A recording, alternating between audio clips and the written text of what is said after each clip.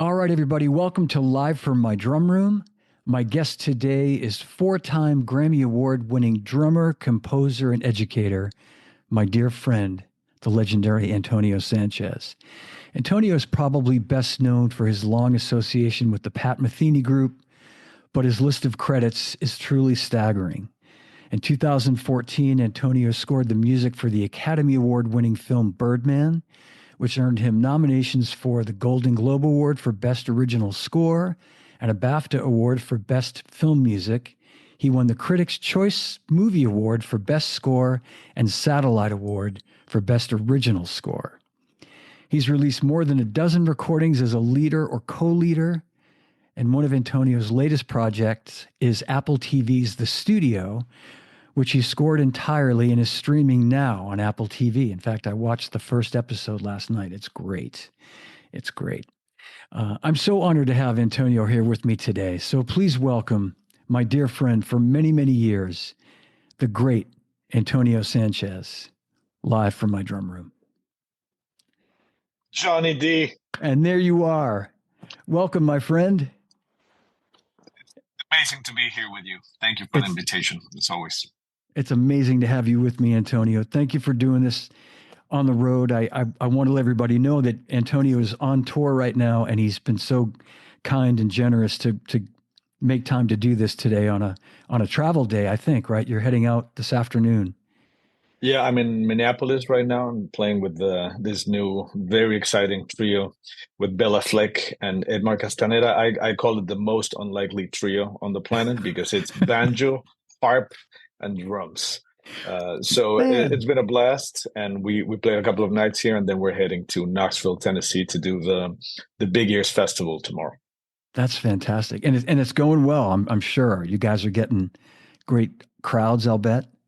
Yeah, it's been Bella is amazing. I mean, he's Yeah. the man in banjo. I mean, there's literally nobody else that can do what he does. And then Edmar Castaneda, who for those who are not too familiar with him, he's from Colombia, and he plays a Colombian harp, but it's a chromatic harp, and he's basically the bass player and the guitar player in the band.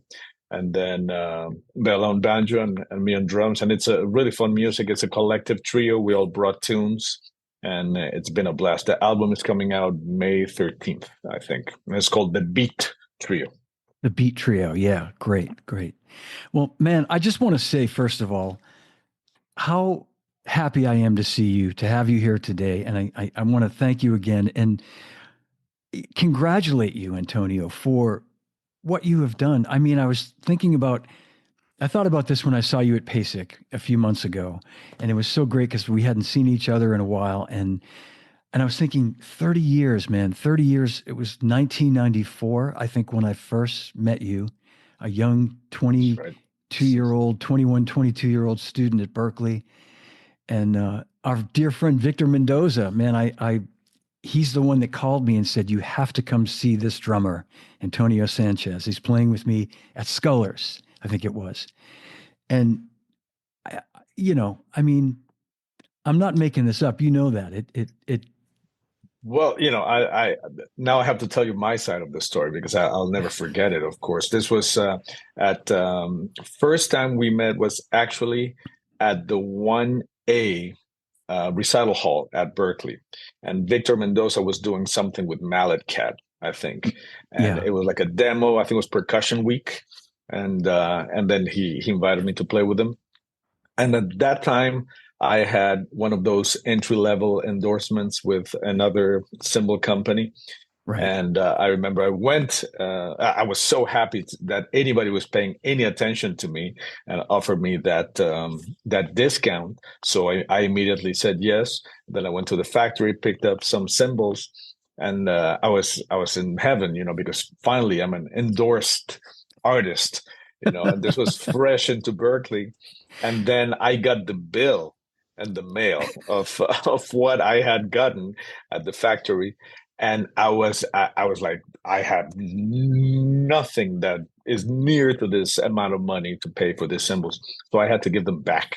And then fortuitously, you came to that gig at Berkeley, And then you took me aside, like, so I heard you had a little discount with this other company. We're willing to give you the full ride with Siljan. And I'm like, what? Because of course Siljan was, that's what I really wanted to play. But, I never thought I could get nowhere near Siljan. And then you came from, you descended from the heavens and offered me a deal, and I will forever be thankful to you for Oh that, man. man, Antonio, thank you, my brother. Man, well, I guess yeah, it must have been a later time that I saw you playing with Victor, maybe at Scullers, and maybe that was already along the way to our friendship. And what I think about when I think about you as a young drummer at Berkeley is how like mature and developed you were as a musician at such a young age.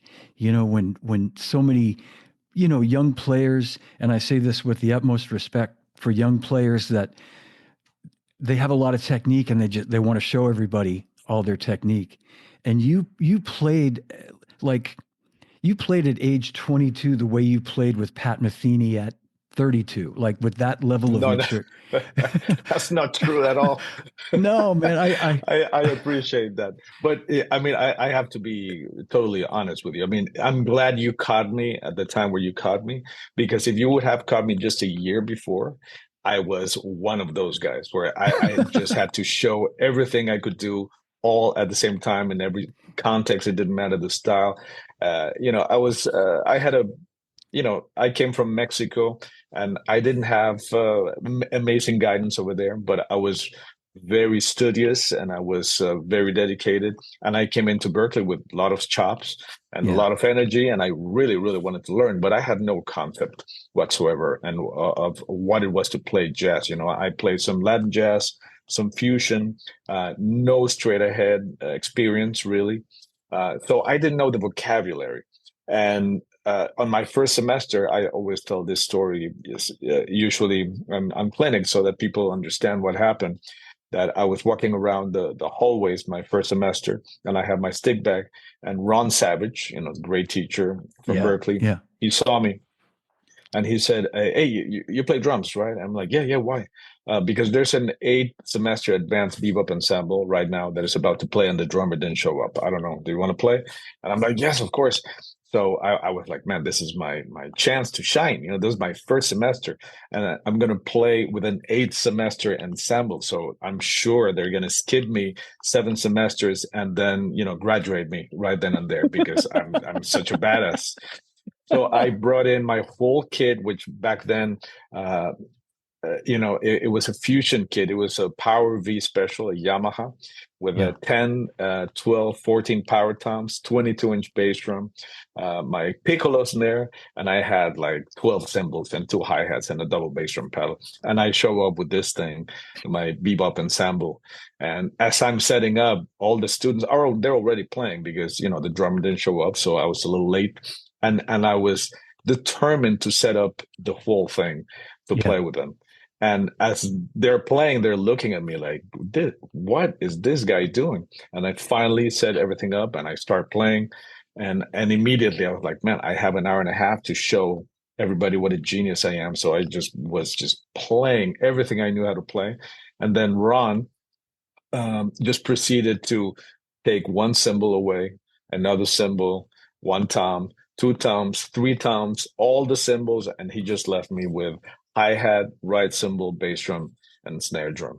And he was like, okay, now solo, take a solo. And, I sounded like I had just woken up from a 10-year coma. And it was the most humiliating thing that ever happened to me, and the best thing, because Yeah, yeah, that really put me in my place.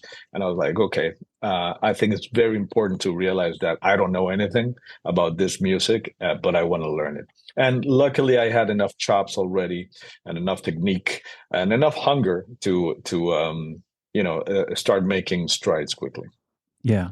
That's a great story, and I had made a note, the Ron Savage story, because I wanted to have you. Yeah. I'm so glad you told it, and I think one part I remember when you told this story many years ago, probably when I first met you, was as Ron was doing this, taking each piece away. You're looking, and you're going, well, man, as long as he doesn't take my double pedal away, I'll be cool, That's right? Or right. something That's like right. that. Yeah, yeah. Yeah, And yeah, then yeah. yeah. And then he I takes that still away, and had you're it. like, Yeah, I mean, because he completely, took away my whole kit, but I still had my double pedal. So I was still doing things with my double pedal just because yeah, I knew I was about to die. I was drowning, but I was still trying to do something cool. And then he got annoyed and he just took out a drum key and knelt down and removed my slave pedal, took it away.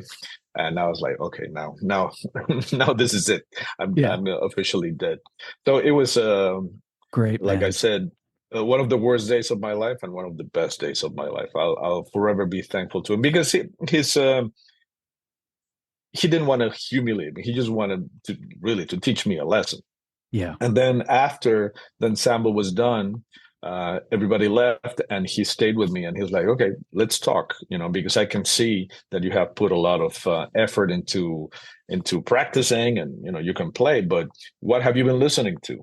So I gave him a list of, I had been listening to a lot of fusion and Chick Corea Electric Band and Alan Holdsworth and those kinds of drummers. Dennis Chambers, Vinny, Steve Gadd, Weckel. And then he said, "Okay, well, let's put you in the right track if you want to learn bebop and straight ahead." So he started giving me discography, and when I heard My Funny Valentine 4 and More with Tony Williams for the first yeah, time, that was the same reaction I had when I heard like the Police for the first time, or Rush for the first time, or Zeppelin for the first time. It was like, wow, what the hell is this? I want to learn it. I want to get inside the music, and I want to play this. So that was the beginning of the rest of my life. yeah, yeah, man. Well, and when you came to Berkeley, I mean, you had already, for a young player, had established yourself pretty well in Mexico City too, right? I mean, you started playing really young and professionally really young. Yeah, So, I mean, I started playing when I was 5, just because my mom has a brother that brother had a girlfriend, and that girlfriend had a brother who was a drummer. So we came to just visit the family of my uncle's girlfriend, and there was still a Ludwig Vistalite sitting on the living room, and I was just by the look of it. And the thing is, because of my mom, I had already been listening to rock for many, many, many years. Well, many, many years, 5 years, because I was 5. So, I mean, it's for a me, long, it was many years. that's a long time. Yeah. That's a lot. That's my whole life. I've been listening to rock. So immediately, I kind of put together the sound with the sight of the instrument. I was like, oh my god! And then this guy, his name was Fito. He came downstairs and he played a little bit, and just the energy of the instrument just kind of blew me away. And yeah, then I started practicing a lot. I had my rock bands in Mexico. I was playing in the rock circuit, different clubs and stuff like that. And then I started playing a little bit of Latin jazz, a little fusion, and I was playing in some of the jazz clubs in Mexico as well. So, but it was all very, it didn't feel very professional, to be honest. I was making a little money and stuff like that, but I was doing gymnastics at the same time. And I was taking it very serious. I was in the junior team for a couple of years. I Wow. was really Okay. good at floor exercise. So between music, I was going to the conservatory, and piano was my major, actually. Right. Right. Uh, Yes. yeah. Yep. And then that was in the morning, and then I would go to high school in the afternoon. Then I go to train gymnastics in the evening, and it was just a little too much for me at the time. And that was right before I went to Berkeley. And then when I went to Berkeley, I switched to drums as a major, and the rest is history. Yeah. And you graduated from Berkeley in 96, 97. 97. Okay. Yeah, And I mean, when, some people graduate very quickly. yeah. I really wanted to take my time. I needed the time at Berkeley, because, like I said, I had a lot of holes in my playing, especially um, uh, stylistically and conceptually. So I really wanted to be there for a while, and I was an international student, and it was still around the time where you could stretch your student visa, thankfully, for quite a while. So I was at Berkeley for 4.5 years, and the last couple years I had like two credits, and I was just playing around Boston all the time, Yeah. and touring actually already, and but maintaining my visa, which now is impossible. Yeah. Now I remember that. I remember you were like gigging a whole bunch because I would go see you whenever I could when you were playing, whether it was with Victor or somebody else. Right. And then so how soon, just to sort of jump ahead a second, I feel like it was like a year or two later you were playing with Pat Metheny, right? Was it like 98, 99? No, no, no. So I got to Berkeley at 93, in 93. Yeah. Yeah. Um, and then I graduated 97, and that summer wasn't when I first got my first gig in the big leagues, Hmm. if you want to call it that way, which was with Paquito de Rivera and the Yes. United Yes. Nation Orchestra, which was the band that Dizzy Gillespie used to lead up to his death. And then Paquito took over, and then Danilo Perez, which I was also playing with, um, he recommended me for that gig. And then after that gig, I started formally playing with Danilo.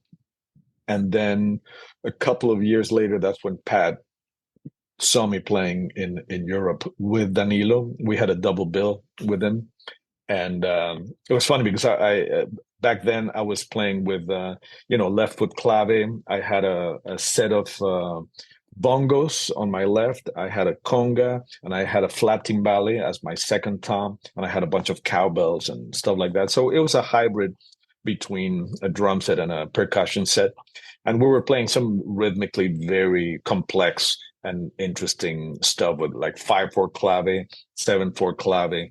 Mm. So the story goes that I we were playing, and Pat was having dinner backstage after he had played, and the promoter asked him, "So do you like Danilo's trio?" And he said, "Trio? No, no, it's I like the way the percussion player and the drummer are playing together." And he's like, "No, no, it's the same guy." And then that caught his attention, and he went to just to check out what I was doing. And since then, I kind of, I guess, stayed in his mind a little bit. And that same tour, we ran into each other again in London, and he came to our gig. And then we exchanged emails, and he sent me a really beautiful email where he told me everything he had liked about the gig and about my playing. And then it was like a little bit of a questionnaire on, almost like a job application. Do you like touring, and how do you feel about this and about that, and do you like playing many styles of music? And then at the end it said, are you around next week, do you want to jam? And I was like, oh my god, yes, I'm around, and yes, let's do it. And I went to his studio, and we jammed just duo for like 4.5 hours, and that's it. Just a few months later, he offered me the gig for the Pat Metheny group. And what year was that, Antonio? Was that That was we started playing and jamming 99, yeah, and okay. then 2000, no, in the 2000, I'm sorry, and then 2001 is when we recorded the first album, Right. Speaking of Now. And then 2002, we that's when we started really touring for 22 years. Man. Well, I just remember seeing you at a NAMM show and you saying to me, I hadn't seen you in a couple of years, I guess, at that point, and you just I s- almost matter of factly, very humbly said, I'm going to be playing with Pat Metheny or something like that. And I went, oh my God. And you were like, and you were happy, obviously you were, but you were very humble about it. Again, it was just like your humility. You weren't, I mean, that's how you are. So I'm just saying, I just Oh, remember I was so happy for you. And so thank if you. I can say, yeah, proud of you just because I'd known you for so long at that point. And, um, Oh, yeah. And thanks, then, Johnny. yeah, Yeah, man. I mean I mean, if I didn't, maybe it was a few months after I had found out I was going to play with them, but the day I found out I was actually getting the gig, because I knew this was going to be a life-changing gig, Yeah. in terms of visibility, in terms of my financial situation, in terms of everything, you know. Yeah. So I was very nervous. It was like, what a player must feel like before signing to the NBA. Is it going to happen or not? And well, I really felt like I had signed with the Yankees, at that point. And eh, I had never toured that much. I had never.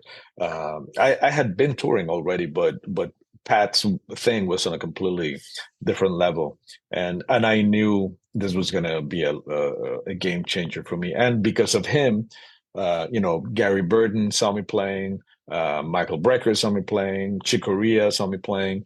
And then I got to play with all these people, which were my gods before I moved from Mexico to the States.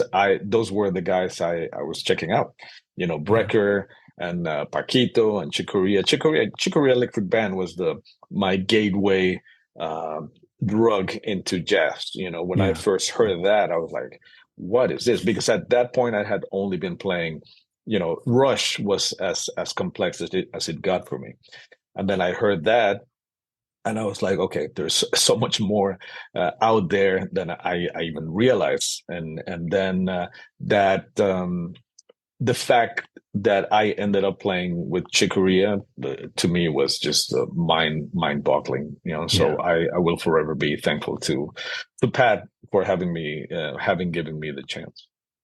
Fantastic, man. And just I mean just to talk about that for a second. I mean now it's been, 25, 22 years as you say, 23 years and the comfort level is there and all that. But when you first started playing with Pat, obviously you're nervous, you want to make your best impression. Was he because he was familiar with your playing at that point, did he give you the sort of leeway to just let you be you? And I know he has very specific ideas with cymbals, right? Flat ride and Yeah, I mean, the main thing was that I was coming into a band that had already a long history, yeah, decades, as a matter yeah. of fact. So, we recorded the new album, speaking of now, and that uh, album, when I hear it now, I mean, it's a gorgeous album. I think compositionally and melodically, I mean, the melodic material in this album is incredible, what they wrote.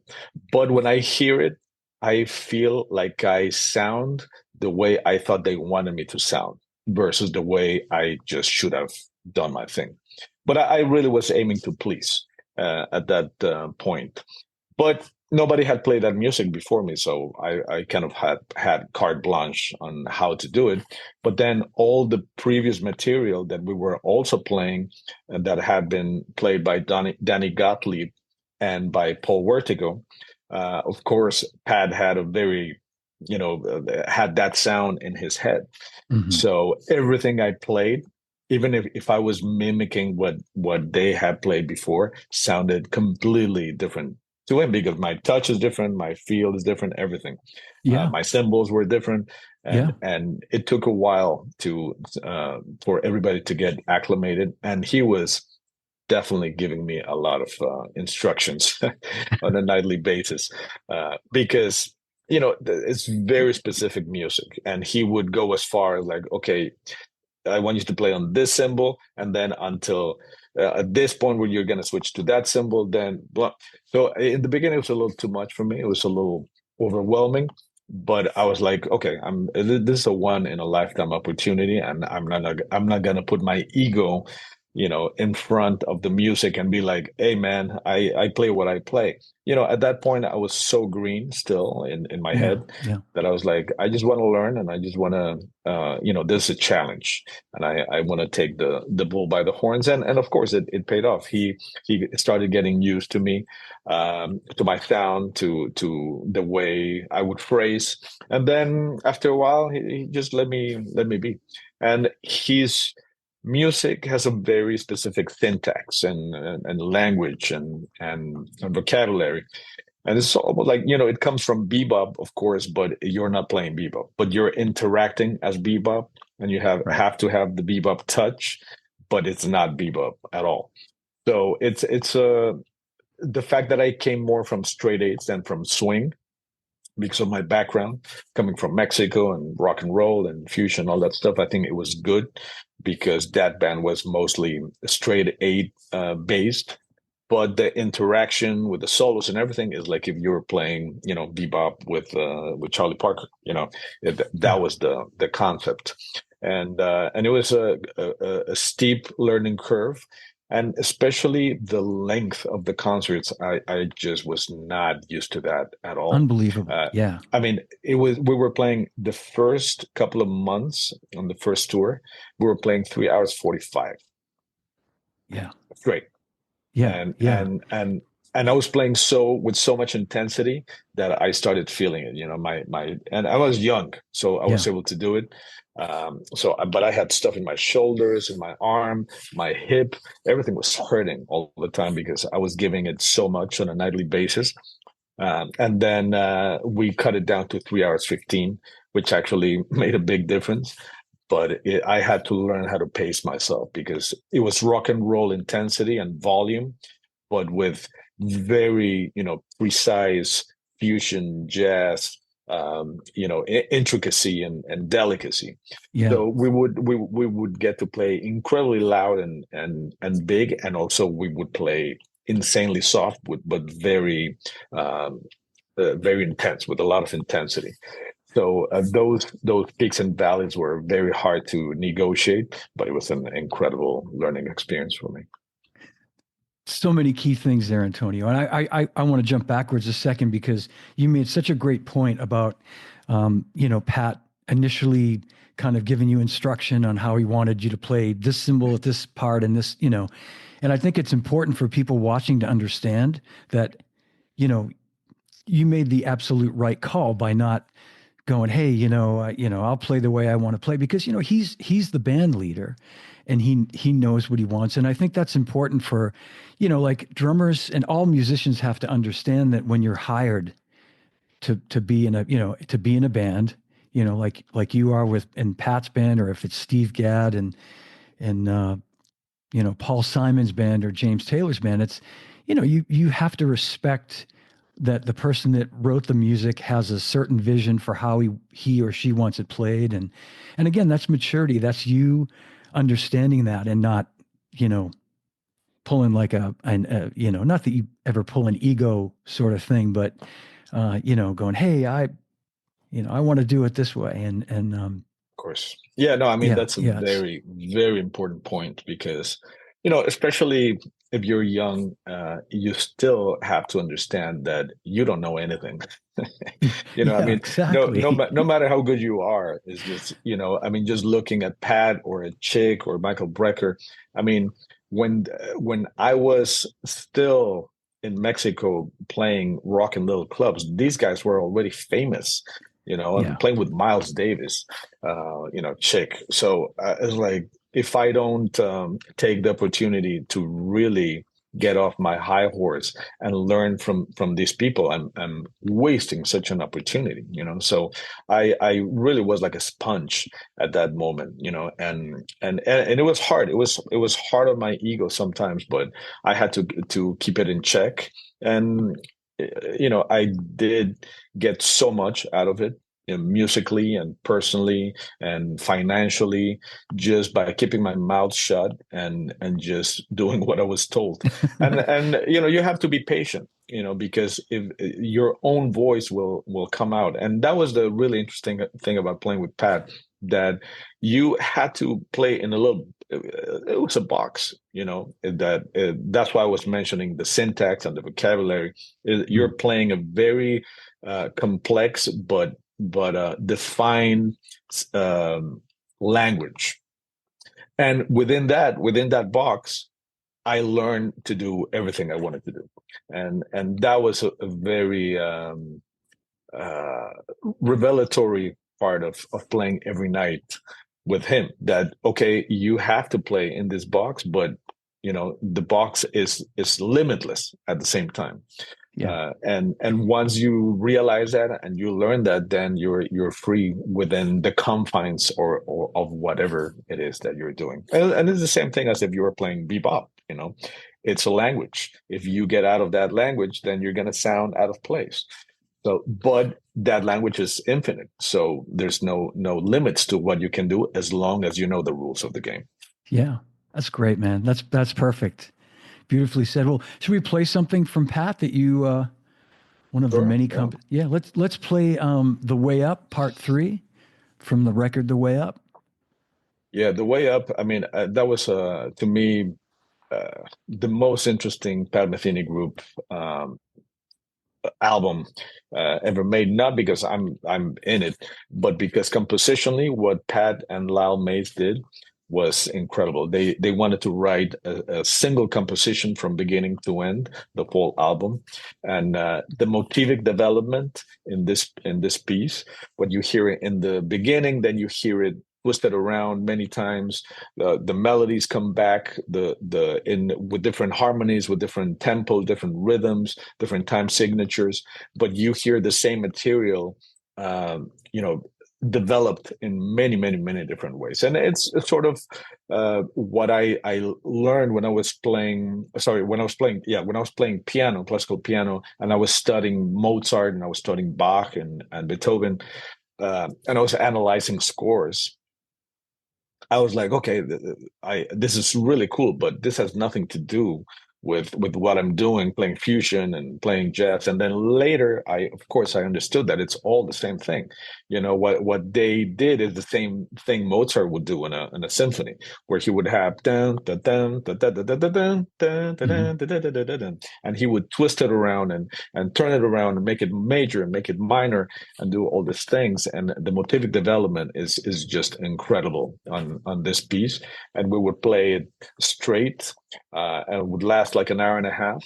And then Pat would quickly introduce the band, and then we would play for another hour and a half, playing just more of his huge catalog. So Yeah, that tour was exhausting, but it was incredible. man. I'm tired thinking about it. I mean, my well, this is a beautiful piece of music right here, and I thank you for choosing this. There's so much to choose from. So we'll play a bit of the Way Up Part 3. Here we go.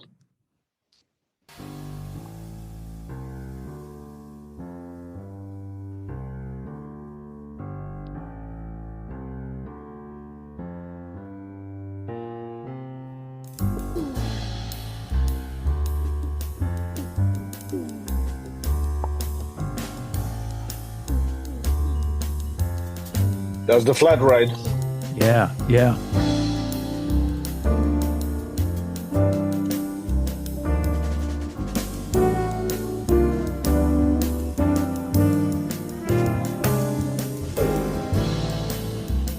And if you listen to the flat ride, it's like I'm playing bebop. Yeah. So on double time.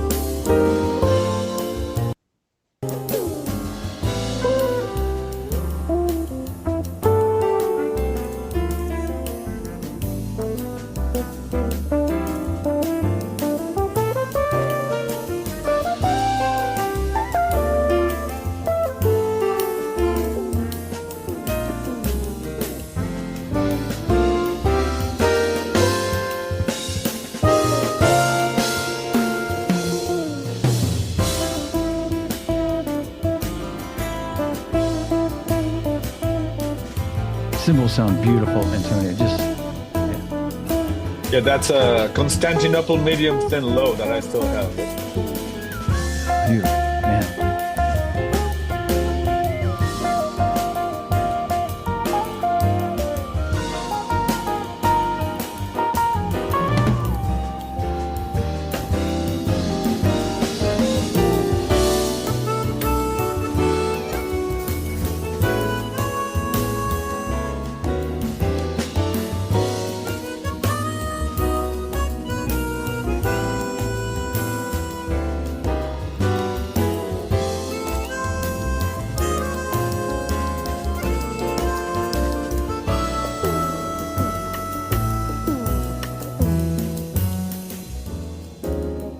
Pat was always a stickler for dynamics. You know, the dynamics were always crazy. Everything we're trying to do.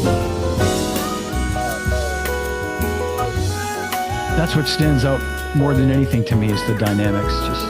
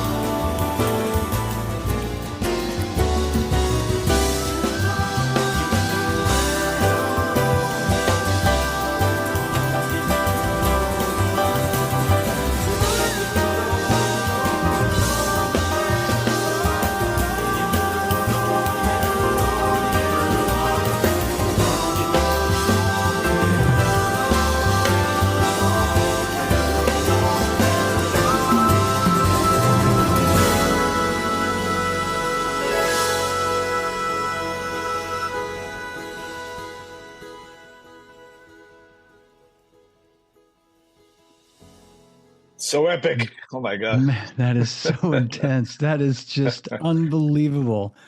But Oh, the melodic material, man, is just so beautiful. And the beautiful thing about that piece is that they saved the voices for the very end, which is what we just heard. Like they developed this whole thing for, an hour before you got to that place. yeah. And when the voices hit, it was like, woof, the world would open up. It was just so beautiful. And so a piece like that, Antonio, was that something that was written for you, or did you just you had the the concept, like the form of what the song was, and you wrote your own part for that, So or it was very interesting actually because before they started writing, we went into the studio and they had me just record a bunch of things. So they would say, okay, record something, in 6/8. Um, and the beginning of the piece, which is Mhm.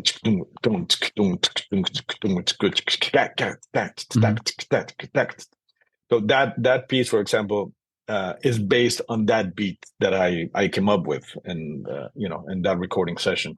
And then I did a bunch of other feels and beats and stuff, and then they wrote to a lot of the stuff that I had I um, see. Okay. played. Yeah, Yeah. so a lot of the stuff they wrote has my DNA already in it, which was really cool. And I think they should have given me composer's credit. I think so But too. Yeah. back then I didn't even think about it. But it's a little too late now.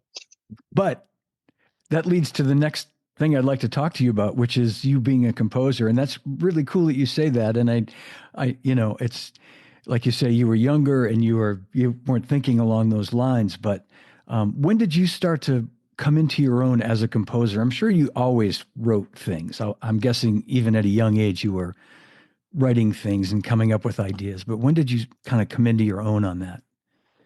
Yeah, I mean, I was always, if there was a piano, I would be always playing little melodies and stuff. And when I was studying classical music, I had classical pieces that I was writing. Yeah, And it was really around 2007 that I decided I wanted to make an album. And I felt like I had enough experience as a sideman that would inform my band leading and my composing enough that I could put something out that I was not going to be ashamed of. hmm, Because up to that moment, I was like, man, I'm not ready. I don't know what to write. And this is, after playing this incredible music with all these insane people, incredible composers. So everything I wrote sounded horrible to me. I mean, just did not sound at that level. But I said, you have to start somewhere, and I decided I wanted to make a band with two saxophones, bass, and drums. On my first album, in 2007, called Migration. The core band was Chris Potter, David Sanchez, Scott Colley, and myself. That quartet with no piano, and then I had Chick Corea write two tunes for that album, and then also Pat wrote a tune, and he guested on another tune. So I mean, for my debut album, to have those guys, and actually, Chick wrote a tune called "One for Antonio." Pat wrote a beautiful, epic tune as he always does. So at that point, I was like, I want to keep doing this. I want to keep seeing what I have inside, what I can come up with. And my first outing was very, I had a lot of straight ahead, very acoustic sounding. And then, my solo career has been transforming, doing a bunch of different things because I feel like the job of an artist, a composer, is just research in your own identity, your DNA, what you have inside of you, where you come from, why you play the way you play, why you've been listening to the music you've been listening to, how that music has been influencing all the music you've been playing, you've been writing, and I think it's just so much fun to keep researching and your personality and what else can come up with. And if you just sit in front of your instrument, and in front of the piano, in front of the computer, and you do, then interesting things are going to happen. Yeah. And that's exactly what has been happening with my solo career. Absolutely, man. And I just have to say that for you right out of the gate to have, like Chick and Pat on that record must have been so great for your confidence level to feel that you were on the right track too, because how daunting is that? You're writing your first, you're composing your first piece of music, and it could have been easy to be discouraged if you didn't have the collaboration of some of these people that you wanted to have, if they felt the music wasn't up to it. And man, that speaks volumes to me that, that, Thank you, yeah, Johnny. Yeah, I mean, it was mind-boggling to me that these guys would accept to do that with me. I mean, I remember Pat saying, because Pat doesn't do anybody's project, he's just doing his own thing. yeah, But I remember him telling me, I have to do your record. I just have to. And I was like, wow, man, this is that's so incredible. great. So that speaks volume about those guys, that they were also willing to give me a hand, in my maiden voyage. Yeah. Well, let's play some more of your compositions. Let's play um, from Bad Hombre, Volume 2. Ihi. So Ihi. this, Okay. yeah, this is not my composition, because this album is based on collaboration. This is my latest album, and that's what I was talking about, the journey, as Yes. a Yeah. as an artist. So I wanted to make an album where I'm not a lyricist, but I love, I came from rock and roll, and I wanted to make an album that would be rock and roll mixed with my thing, which jazz I feel like has given me the freedom to do just crazy, interesting projects. So I wanted to ask some of my favorite singer songwriters to see if they would provide me with a song with their own voices in there. Yeah. Yeah. So this one is a crazy one, because speaking about Bela Fleck, which I'm playing with now, he invited me to open for Dave Matthews in Mexico. He does this residency every year in Cancun, and I went over there and we opened up for him with Bella's trio, and then we jammed with Dave, which was amazing. And then when I was doing this record, I thought it was during the pandemic, and I thought, man, it would be so cool if Dave would want to collaborate on it. But this is Dave Matthews. I mean, Yeah. but my philosophy is like, just ask, and Right. they Yeah. can say yes or no, but you Right. need to ask. So I remember I texted Bela and I told him, I'm doing this project. Do you think Dave would be into it at all? And he didn't reply for a while. So I was like, okay, maybe he'll see the message later. And then all of a sudden, I get a text from an unknown number. It says, hey, this is Dave. So what do you need? And I was like, oh my God. And I was like, oh shit. I was like completely taken aback, and Oh I man. wrote to him. I was like, okay, so I'm doing this project with different singers, and I sent them a sample of what I was doing, and I said it would be an honor if you could give me something you have already done, something new, a sketch, anything. Just I would love to have your voice in Yeah. this record. And he let me think about it, and then he sent me this whole multi-track thing on Pro Tools of a song he did in the early 2000s called Ihi, which was a really cool hypnotic beat, but it was all very linear, 4/4. That's a great beat, great song.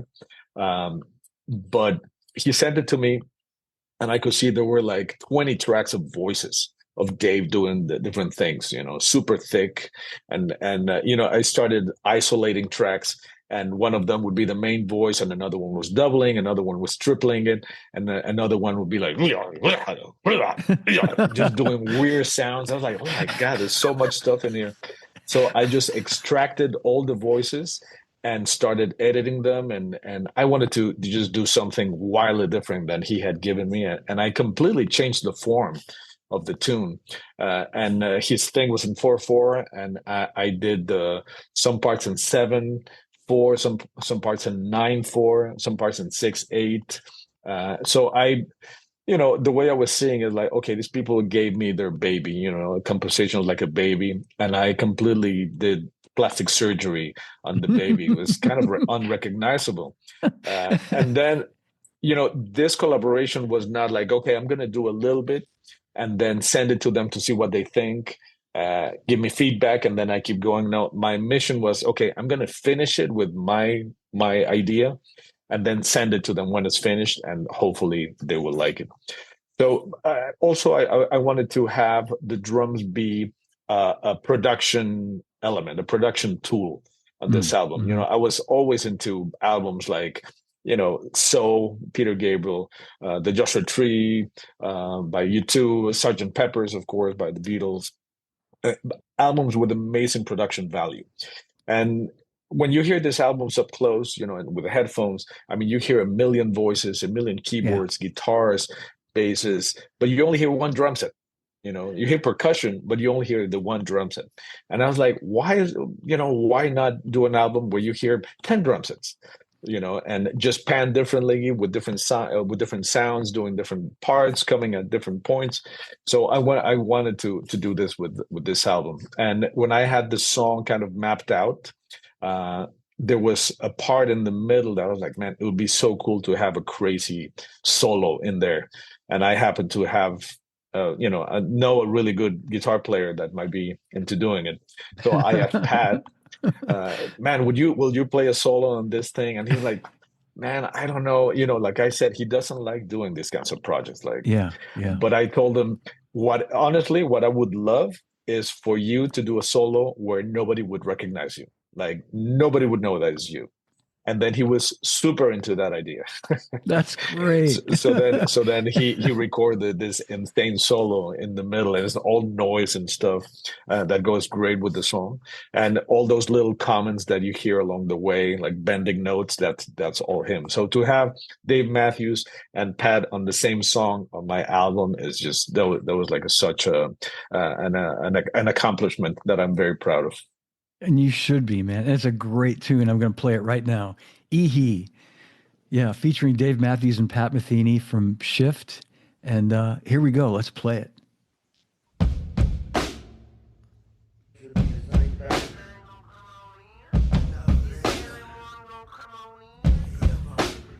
Drums sound great. All in my home studio. Wow. Like I quadrupled all those drum parts.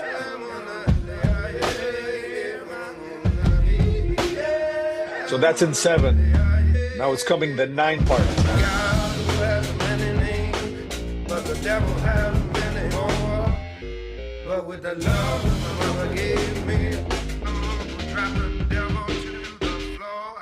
Now 4.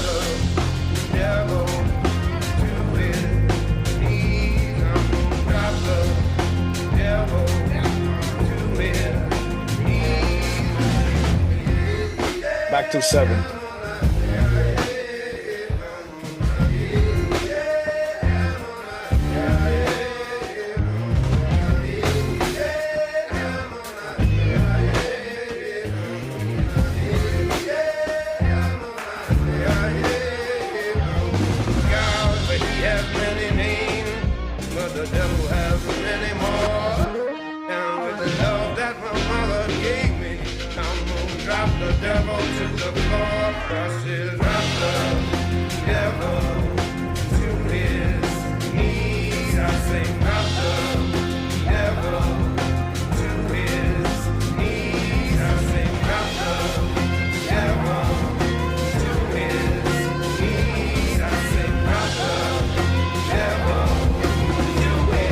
Here comes Pat.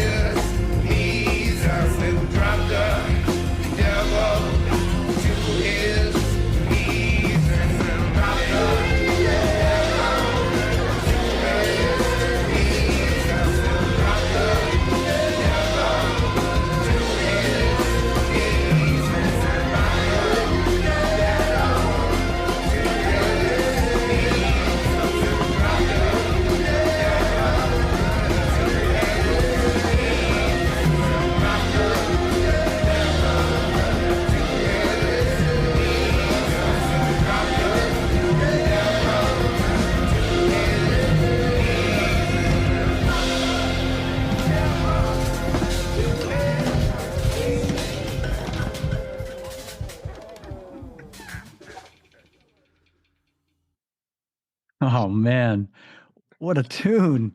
Yeah, Wow. and also I played all the instruments. It was a pandemic project, so I was in like a mad scientist in my studio, and I played all the guitars, the basses. I did a bunch of background vocals for it, and like I said, I finished it, and then I sent it to Dave. So when I pressed that send button, when I sent the track, I was like, "Oh my god, I hope he likes it," because I worked so hard on it and for so long, and then I didn't hear from him for like 2 weeks, and I was like, "Shit," he probably didn't like it because it's so different from the original. And then all of a sudden, my phone rings and it's him, and I'm like, and I pick up. It's like, man, I finally got to hear it.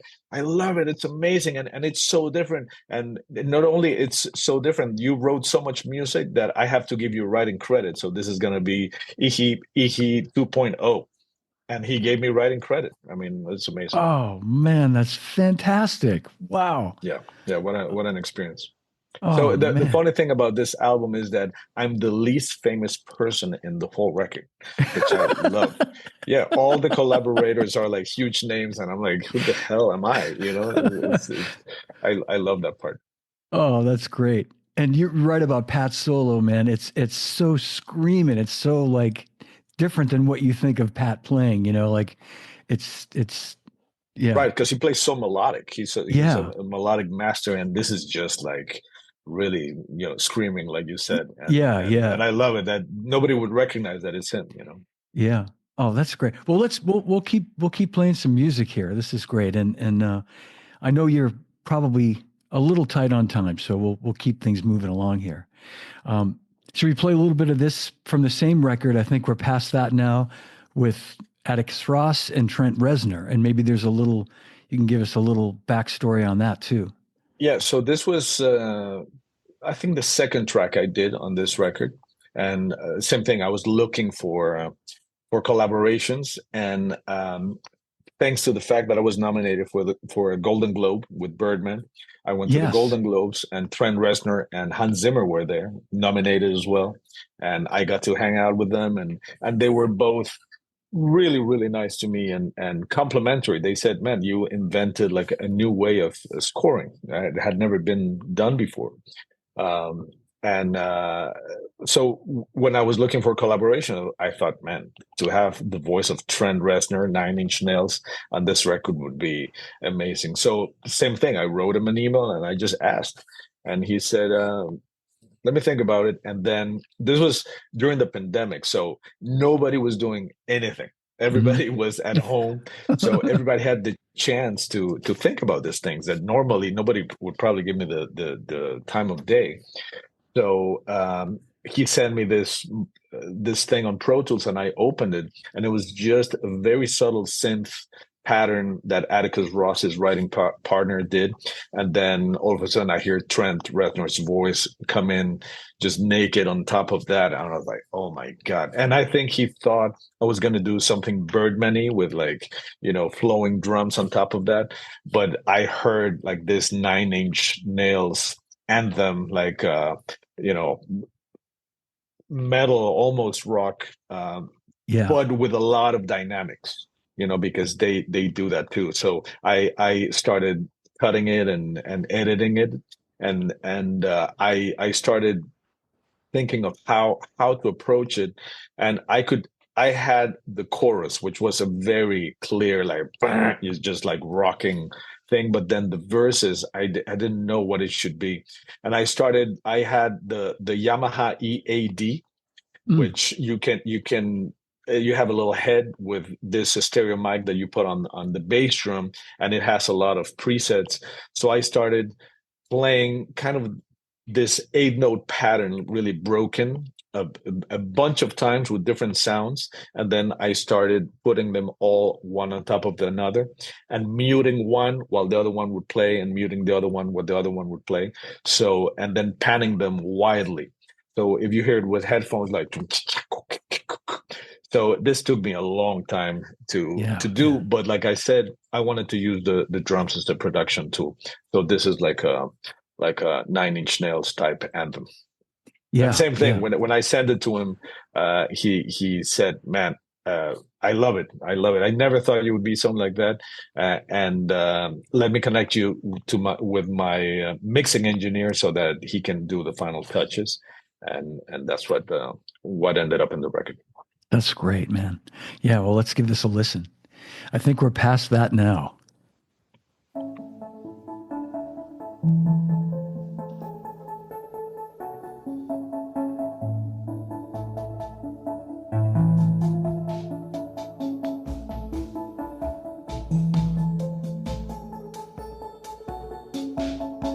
I can hear the sound coming out of them, but I don't seem to be able to comprehend.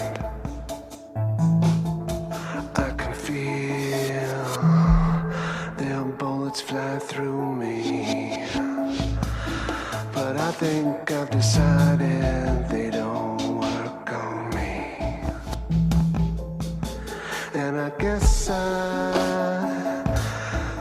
should thank you, by the way, for helping me to open my head. And I guess I should thank you and letting it all out, for showing me the way to be free.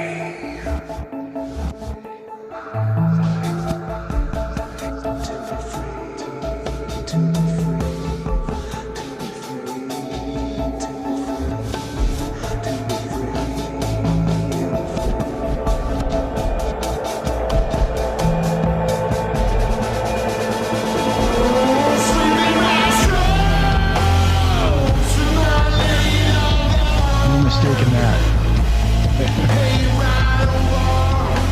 Headbanger. It's so thick,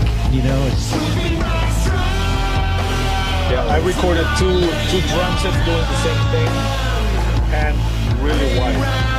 Yeah. Both of them like that.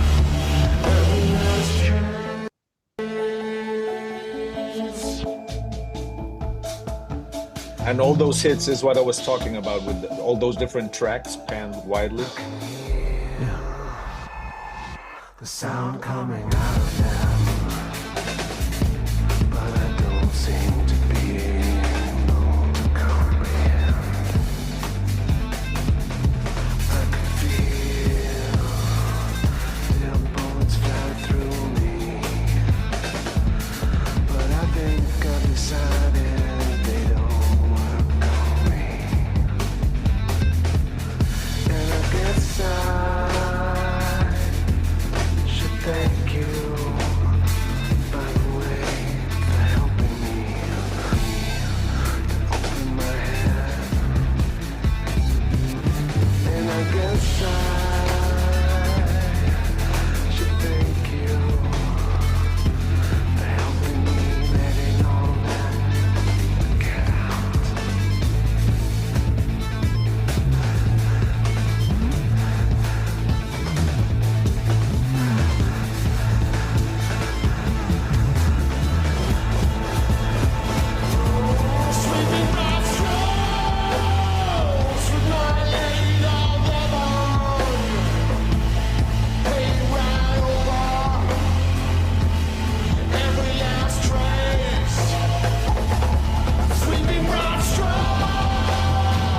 That's me doing background vocals. All right.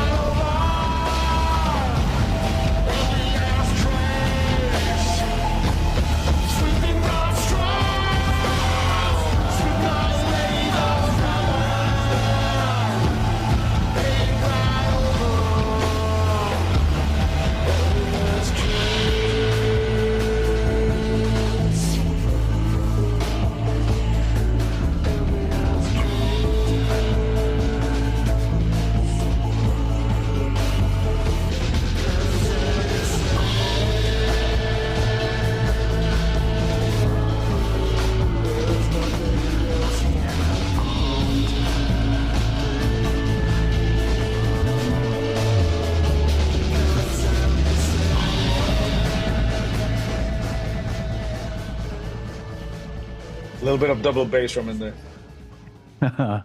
Playing to the fade out. Yeah. Yeah. It's genius, Antonio. It really is. I mean, using, Trent and having, so much diversity in the record, you know what I mean? Just like something that's a departure from what you might That normally was do. part of the problem with that record too. That is so diverse that people didn't, promoters and festivals and stuff just didn't know, oh, what is this going to be like? But we've been playing this material with my band called Bad Hombre, and Tana, my wife, she's been singing the whole material, so she's made all the tunes hers. But for example, when Yeah. we play Trent's tune or Dave's tune, she sings the main part, but then you hear Trent doing background vocals on her, and then you hear Dave doing background vocals on her, because we play with tracks and stuff, and it's a whole production, and it's a lot of fun, that band. But I think the jazz community was a little bit like, oh, this is not jazz, and I did Yeah. not really give that recording too much love. But it's just the way it is. That's to be expected, I guess. But I would think that for you to have that, that kind of satisfaction and that sense of accomplishment for what you did, though, I mean, that goes a long way, I have to think. Oh You yeah, know? I mean, Yeah, I did it for that, for me, to yeah, have those names, and I have also Michelle and Negorcello and Kimbra, Becca Stevens, Rodrigo and Gabriela, this incredible guitar duo. Tana is also on there.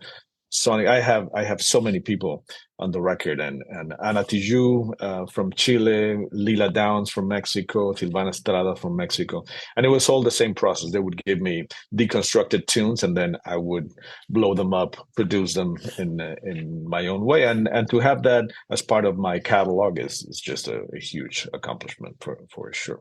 absolutely. And did you play that last song at PASIC when I saw you last? Do Yeah, you remember? yeah. I thought so. Yeah, no, I really I remembered it.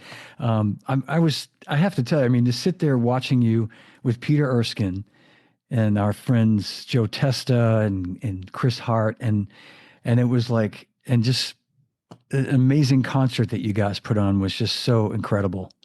Oh, Um, it was nerve-wracking, man. To play for drummers is the worst ever. it has to be, but Yeah, I'm like, uh, oh my God, did I just miss, like, that for by half a millisecond?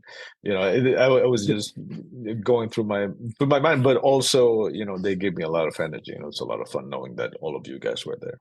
yeah, absolutely. And you didn't miss anything. And Peter and I were sitting together just really digging it. I mean, it was so great. Thank you. So yeah. Thank you, Well, John.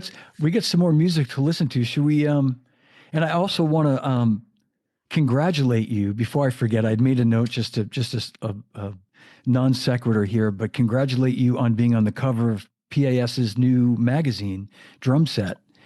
And Thank you. speaking of Thank you. PASIC, yeah. So I was in Yeah, touch it's with an Joshua honor. the other day. Yeah, that's great, man. Yeah, no, it's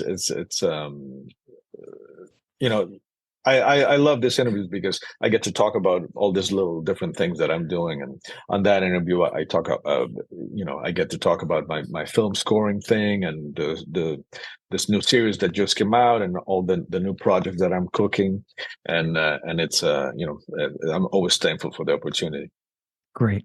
Well, should we, we had another song that we talked about, and we can come back to that, but I thought maybe we'd talk about um, speaking of a new project, the studio, Apple TV's Uh, series that just dropped last night.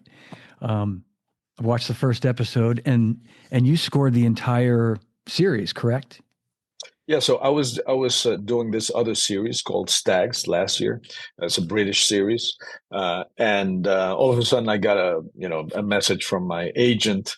I have an agent that is just for film, and he said, so apparently he said Rogan is looking for you because they've been temping their whole new series with stuff from Birdman. They think it Ah, works really well. yeah. So I was like, oh, really? Okay. And it all happened like in just less than a week. I had a meeting with them on Zoom. I was on tour, and Seth was there, and Evan Goldberg, his writing partner, and they were like, "Yeah, so we really like Birdman. I think it's the best thing ever, and would you want to give it a shot?" I'm like, "Of course, you know." And they sent me the first episode, and I started scoring it, and they luckily they loved everything I did, and yeah, it's 10 episodes, and it's very drum and percussion heavy. But I did Birdman 10 years ago. And Yeah. when I did Birdman, it was all improvised. I had no time whatsoever to sit with it. I did it in the studio with the director. It's not like they gave me the film and I was able to work on it for months like you normally would do with a film score. So they wanted me to be very in the moment, which Mm, I think it hmm. would work great for that film. But since then, I've learned so much, about film scoring, and I've done a few movies, a few TV shows. This is my fifth TV series. So I've learned really the art of scoring with drums and how to pace the drums and how to work with the dialogue, how to work with movement, and it works like a charm with comedy, especially if it's dark comedy, because it creates a, a lot of tension. Drums can do that, but also the way they punctuate. They can punctuate. It's super effective. When just like ping, just a little thing when they Yeah. say Yeah. something, or leave space when they say something, and it doesn't really spell out like, okay, this is supposed to be sad, this is supposed to be happy. It's kind of neutral, but it gives a constant energy, and I think it just this is in terms of scoring with drums. I think this is by far my most sophisticated work for sure. Wow. Well, congratulations on it. We watched it last night, the first episode, and I think there's still another one that's viewable. And Kelly said to me, not that it was. She said it reminded her of Birdman, and that explains it. What you just said, as far as the sort of concept that you went with, Yeah, because it's the they, sound, of yeah, course. I yeah, mean, exactly, there yeah, was no other movie that was scored pretty much solely with drums. So of course it's going to remind you of that. But on that on Birdman, it was just like I would do, just a couple of passes, and then they edited, and that was that. Here, I I there's same thing. I use the drums as a production thing. So the drum parts are incredibly thick. I have five drum sets doing different things, plus percussion, and then there's a few episodes that also have horns and have strings and a lot of instrumentation. So it was very challenging, and the pace of one of those shows is breakneck. So you have all these deadlines that you have to comply with. But the thing is, most people that score a lot, they don't tour the way I tour. So yeah. sometimes it was very stressful because I would be I'll on bet. tour, and then I knew that I would come home and it would be like a full week of just, I would be probably pulling like 14, 15-hour days, Yeah. just trying to finish everything. And then I would give them the material, and then when I was on tour, I would start getting notes like, okay, we want to change this, we want to change that. So I would have my laptop and I would try to edit on the road. It's a little stressful, but it pays off. Wow. And so can I ask, Antonio, are you scoring a couple of episodes at a time? Are they giving you're not doing the whole, you don't have the every No. episode. Yeah. So it's just you're sort Yeah, of they going, start releasing them as they go because they were still filming when I started scoring. That's what I So figured. they would Okay. give me, and I would ask for locked episodes, because what happened on the first episode is that they gave it to me and they still weren't sure about many things. So I scored the whole thing, and then they changed a lot of stuff, and that's really hard to do. Yeah. So I asked them, even if you only give me 4 days to score it, I rather work, you know, for those 4 days nonstop, but have the locked episode, than to give me a very early episode, a very early version that you don't know if that's going to be the final one, because then that really makes me waste a lot of time. Yeah. Yeah, absolutely. Well, let's jump into this. This is great. So this is Too Close to the Edge, and this is from the studio, Yeah, episode Antonio's 10. They wanted episode. something very different and big for episode 10, and the tension just keeps building and building. So I had the idea of start modulating up by a whole step, and also speeding things up every time like a new section of the episode would come in. So that's what you'll hear. Okay. And thanks for letting me know this is episode 10. So this is the last episode of the series, basically. Yeah, Yeah. yeah, that's All the right. music from, yeah. All right, here we go.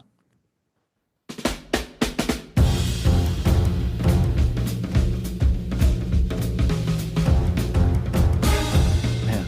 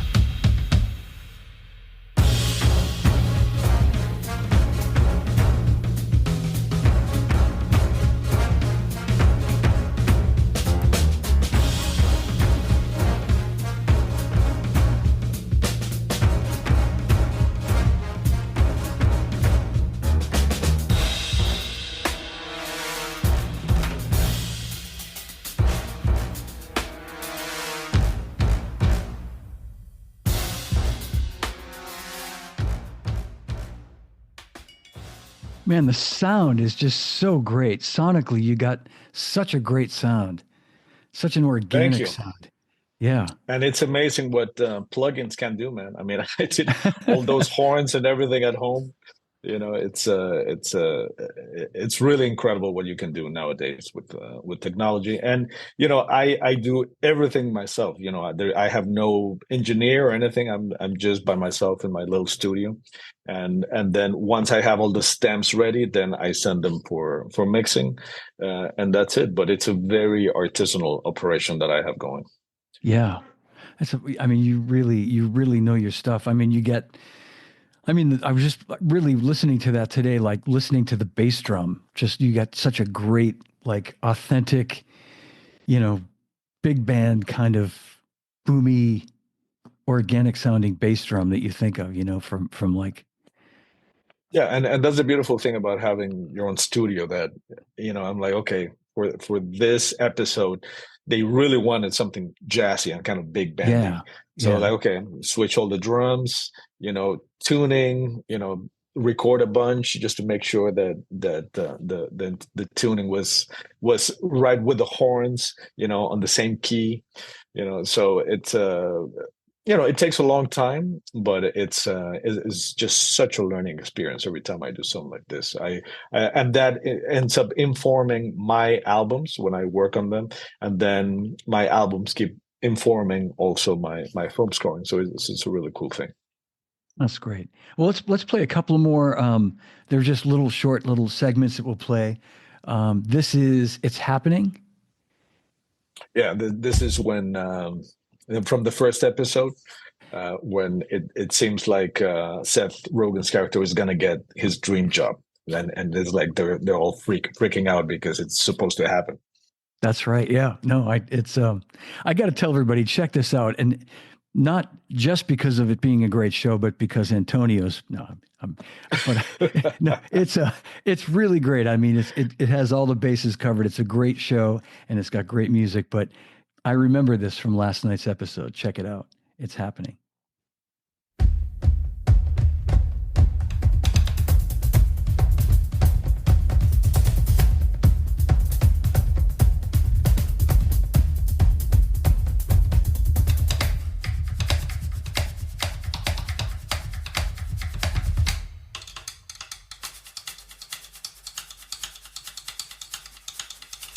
Yeah, so there must be like four drum sets in there at different times. Wow.